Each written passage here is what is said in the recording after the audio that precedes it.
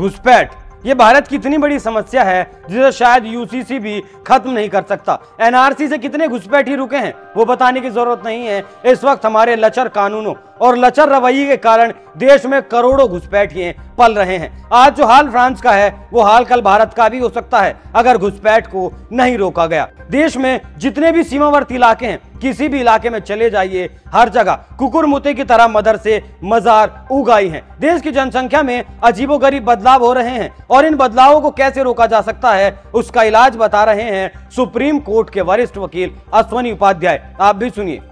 घुसपैठ भारत के लिए बहुत बड़ा खतरा बन गया। 2017 में मैंने पीएल फाइल किया था तो कहा था कि 5 करोड़ घुसपैठी आ चुके हैं। अब तो 2023 है तो स्वाभाविक सी बात है घुसपैठियों की संख्या और ज्यादा बढ़ चुकी होगी। रोहिंग्या भी आ रहे हैं, बांग्लादेशी भी आ रहे हैं, निकाले जा नहीं रहे हैं, आ रहे हैं आज भी। और जो यहाँ है वो बच्चे भी पैदा बहुत तेजी के साथ कर रहे हैं। पर्शिया एक देश था, वहां 5000 घुसपैठिए गए थे। 100 साल में पर्शिया ईरान बन गए। अभी आपने कुछ दिन पहले देखा होगा फ्रांस में कैसे पूरे फ्रांस में आग लगाया था। किसने लगाया था? वहां घुसपैठियों ने। पूरा यूरोप जल रहा है घुसपैठियों के कारण। अमेरिका में कई बार हंगामा हो जाता है, घुसपैठी हंगामा कर रहे हैं। और भारत में तो 5 करोड़ से ज्यादा आ चुके हैं। आप खुद कल्पना करिए कि जिस दिन ये तलवार लेके निकलेंगे इनको कौन सी पुलिस रोक पाएगी?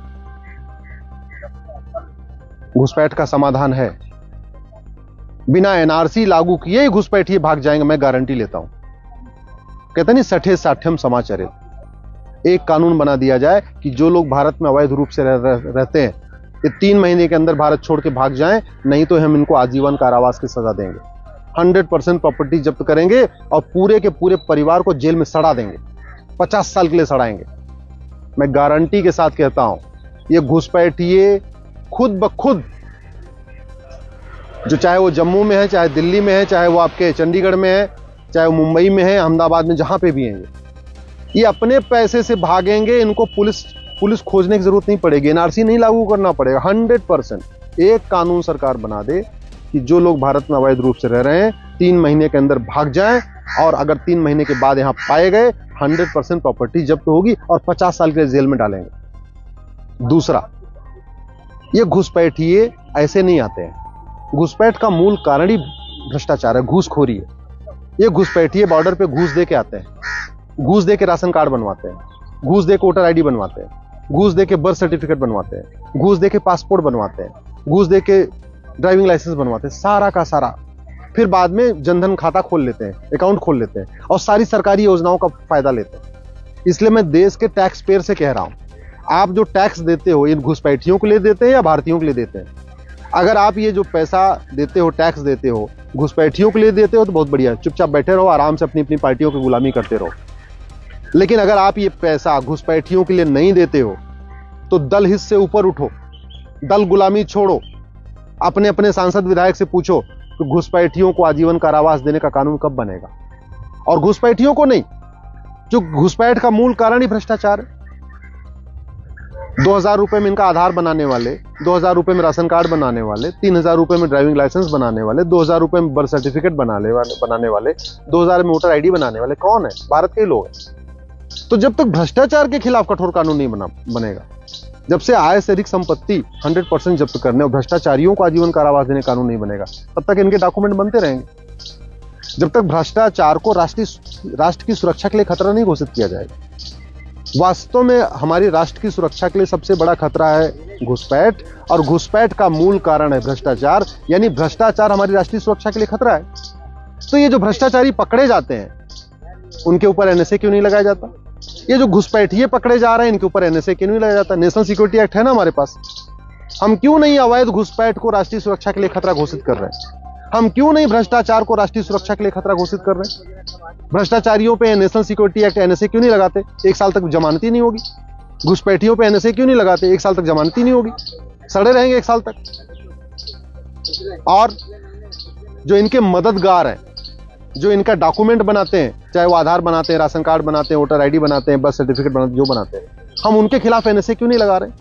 देश के गद्दारों को भारत में बसाने का काम जो कर रहा है वो भी तो गद्दार हुआ ना, देशद्रोही हुआ। जब वो देशद्रोही हुआ और राष्ट्रीय सुरक्षा के लिए खतरा पैदा कर रहा है, उसके खिलाफ राष्ट्रीय सुरक्षा कानून क्यों नहीं लगा रहे? और सबसे इंपॉर्टेंट, घुसपैठिए पकड़े भी जाते हैं तो इनका केस सालों साल चलता रहता है। एक नार्को पॉलीग्राफ ब्रेन मैपिंग कानून बना दें, एक घुसपैठिए का नार्को पॉलीग्राफ ब्रेन मैपिंग करें, वो कम से कम 50 का नाम और बताएगा कि हाँ मेरे साथ ये भी आया था, वो वहां रहता, मेरे साथ एक घुसपैठिया यहां रहता, मेरे साथ वाला घुसपैठिया यहां रहता। एक एक घुसपैठिया 50-50, 100-100 आदमी का नाम बताएंगे अगर नार्को पॉलीग्राफ ब्रेन मैपिंग कानून हो जाए। लेकिन दुर्भाग्यवश लोग इतना पार्टियों के गुलाम हो चुके हैं, इतना नेताओं के गुलाम हो चुके हैं कि नार्को पॉलीग्राफ ब्रेन मैपिंग की मांग ही नहीं कर रहे। जब तक भारत में पुलिस चार्टर नहीं लागू होगा कि 1 घंटे के अंदर मुकदमा दर्ज हो और 1 महीने के अंदर चार्जशीट फाइल हो जाए, और जुडिशियल चार्टर नहीं लागू होगा कि 1 साल के अंदर फैसला हो जाए, तब तक घुसपैठियों को निकालना नामुमकिन है। भाई भारत में कानून का राज है ना, और कानून घटिया है, इसलिए जो घुसपैठिए पकड़े जाते हैं वो भी निकाले नहीं जाते, वो बैठे रहते हैं इधर उधर कहीं कहीं सेंटर पड़े रहते हैं, ऊपर से खिला और रहे। अगर आप भारत में टैक्स देते हो, घुसपैठियों के लिए टैक्स देते हो तो बहुत अच्छी बात है, दल गुलामी करो, नेताओं की गुलामी करो, नेताओं की चमचागिरी करो, नेताओं से सवाल मत पूछो। लेकिन वास्तव में अगर आपको भारत से प्यार है, अपनी संस्कृति से प्यार है, अपने बच्चों से प्यार है, आप चाहते हो 25 साल के बाद भारत हमारा ऐसे ही रहे जैसे आज है, भारत की हालत बर्बाद ना हो, भारत अफगानिस्तान जैसा ना बने, भारत पाकिस्तान जैसा ना बने, भारत की संस्कृति बची रहे, भारत के त्योहार बचे रहे, भारतीय सभ्यता बची रहे, भारत जीवन शैली बची रहे, तो भैया दल गुलामी छोड़ दीजिए। क्योंकि आज जिन नेताओं की आप गुलामी कर रहे हैं, जिन पार्टियों की गुलामी कर रहे हैं, ये 25 साल के बाद आपके बच्चों को बचाने नहीं आएंगे। आज भी नहीं बचाने आ रहे, 25 साल बाद कहां से बचाएंगे? कानून बचाएगा, कानून। नेता आपको नहीं बचा सकता। पुलिस रिफॉर्म बचाएगा आपके परिवार को, पुलिस चार्टर बचाएगा आपकी फैमिली को, जुडिशियल चार्टर बनाएगा बचाएगा आपकी फैमिली को, नार्को पॉलीग्राफ ब्रेन मैपिंग कानून आपके परिवार को बचाएगा, घुसपैठ के खिलाफ कठोर कानून आपके परिवार को बचाएगा, भ्रष्टाचार के खिलाफ कठोर कानून आपके परिवार को बचाएगा। मेरी बात से सहमत है?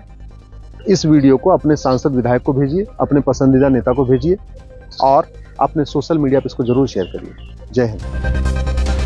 जितनी तेजी से देश में मुस्लिम आबादी बढ़ रही है वो वाकई में चिंता का कारण है। देश में मुस्लिम आबादी बढ़े इस बात से कतई दिक्कत नहीं है, लेकिन घुसपैठियों की आबादी बढ़े उस बात से दिक्कत है। उस बात से दिक्कत है जिस वजह से ये आबादी बढ़ाई जा रही है, क्योंकि सपना तो गजवाए हिंद का है। सीमावर्ती इलाकों से जो रिपोर्ट आई है वो हैरान करने वाली है। सीमा से एजेंसियां जो रिपोर्ट भेज रही हैं, इस पर सरकार को यूसीसी से भी पहले ध्यान देना चाहिए। जैसा कि अश्वनी उपाध्याय का कहना है, अगर इन 5-7 करोड़ ने तलवार उठा ली तो कोई नेता कुछ नहीं कर पाएगा। जिनकी चाकरी की जा रही है वो बचाने नहीं आएंगे, तो ऐसे में खुद ही अपने लिए आवाज उठानी पड़ेगी, और अपने आने वाली पीढ़ी को अगर सुरक्षित करना है तो कानूनों को दुरुस्त करना होगा। आप इस खबर पर क्या राय रखते हैं, हमें कमेंट कर जरूर बताएं। नमस्कार।